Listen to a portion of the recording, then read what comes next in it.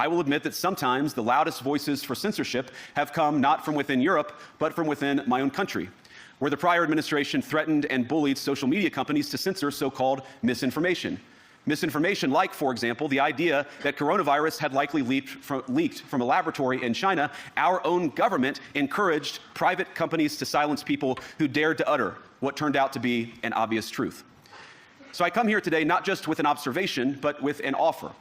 And just as the Biden administration seemed desperate to silence people for speaking their minds, so the Trump administration will do precisely the opposite, and I hope that we can work together on that. In Washington, there is a new sheriff in town.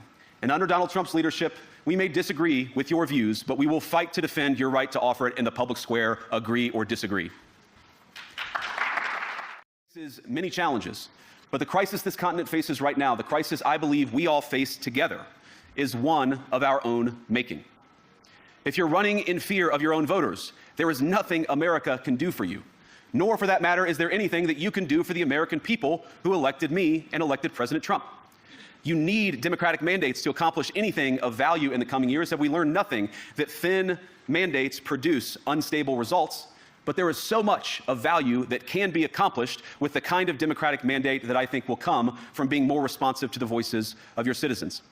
If you're going to enjoy competitive economies, if you're going to enjoy affordable energy and secure supply chains, then you need mandates to govern, because you have to make difficult choices to enjoy all of these things. And of course, we know that very well in America.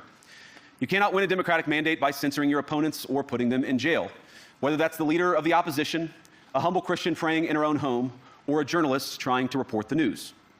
Nor can you win one by disregarding your basic electorate on questions like who gets to be a part of our shared society. And of all the pressing challenges that the nations represented here face, I believe there is nothing more urgent than mass migration. And my strong belief is that we do not need to be afraid of the future. You can embrace what your people tell you, even when it's surprising, even when you don't agree. And if you do so, you can face the future with certainty and with confidence, knowing that the nation stands behind each of you.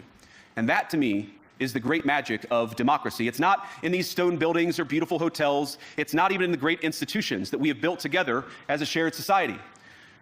To believe in democracy is to understand that each of our citizens has wisdom and has a voice.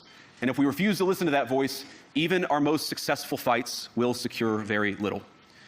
As Pope John Paul II, in my view, one of the most extraordinary champions of democracy on this continent or any other, once said, "Do not be afraid." We shouldn't be afraid of our people, even when they express views that disagree with their leadership. Thank you all. Good luck to all of you. God bless you.